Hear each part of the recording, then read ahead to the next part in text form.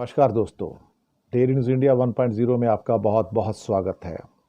क्या trade deal जो होने जा रही है भारत और अमेरिका के बीच में, मोदी ने सरेंडर कर दिया है? बहुत सारे प्रश्न हैं। लग रहा है कि मोदी ने सरेंडर कर दिया है। मोदी नतमस्तक हो गए हैं, लंबवत प्रणाम कर रहे हैं ट्रंप को। ट्रंप ने धमकी दे दी है कि मैं ट्रेड डील साइन करने जा रहा हूं। ये सबसे बड़ी ट्रेड डील होगी और दुनिया अचंभित रह जाएगी, यानी कि हमें बोलने का मौका नहीं है। अब हमें एक किस्म से क्या कहते हैं कि डिस्कशन करने का मौका नहीं है। अब ऐसा लगता है कि ये एक तरफा ट्रेड डील होगी और मोदी से कहा जाएगा हाथ में एक क्या कहते हैं पेन लेके, भैया ये पकड़ो और साइन करो, यहां पर ये पकड़ो और साइन करो। और मोदी उसके ऊपर साइन करेंगे, सरेंडर करेंगे।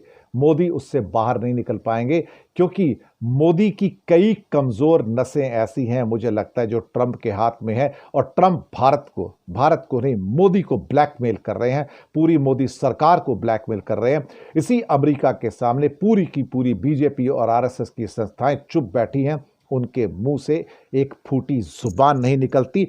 किसी के क्या कहते हैं, इंस्ट्रक्शन दी हुई है बीजेपी को, अमेरिका के खिलाफ एक शब्द मत बोल देना, अमेरिका और इजराइल को सपोर्ट करना है। और इस ढंग से सरेंडर करके मोदी क्या साबित करना चाहते हैं?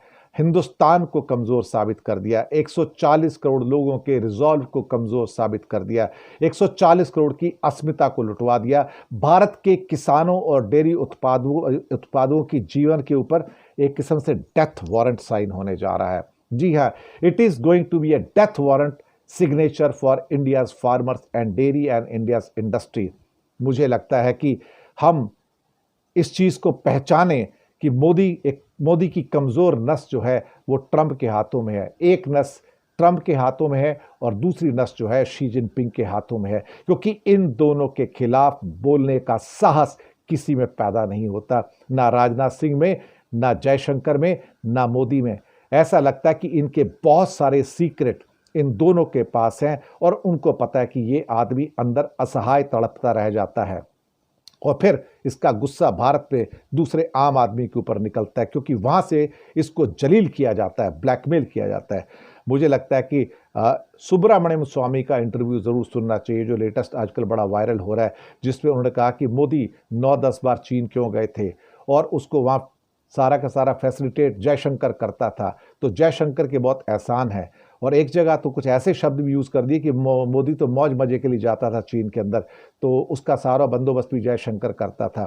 तो यहाँ तक कह दिया। लेकिन जब एंकर ने पूछा सुब्रमण्यम स्वामी से, तुम्हें डर नहीं लगता कि ये तुम्हारे साथ कुछ दुर्भाव कर सकते हैं? कहता कैसे, मेरे पास सारे सबूत पड़े हैं, मैं बता सकता हूँ कि किस आदमी ने क्या किया और मोदी क्यों इतने प्रेशर में है ट्रंप के सामने और शी जिनपिंग के सामने।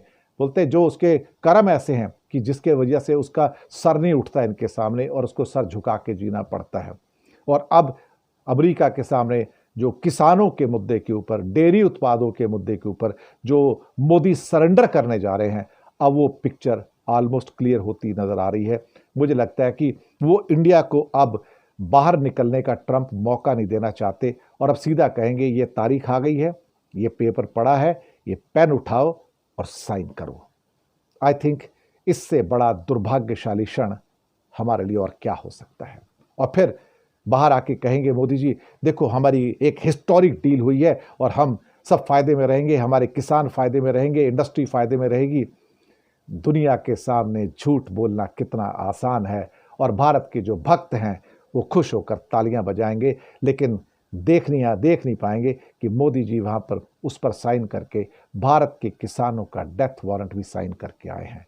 यही तो होगा, क्योंकि जब उनसे सतपाल मलिक ने पूछा था 750 किसान शहीद हुए, तो उन्होंने एक ही कहा था ना, मेरे लिए मरे हैं क्या?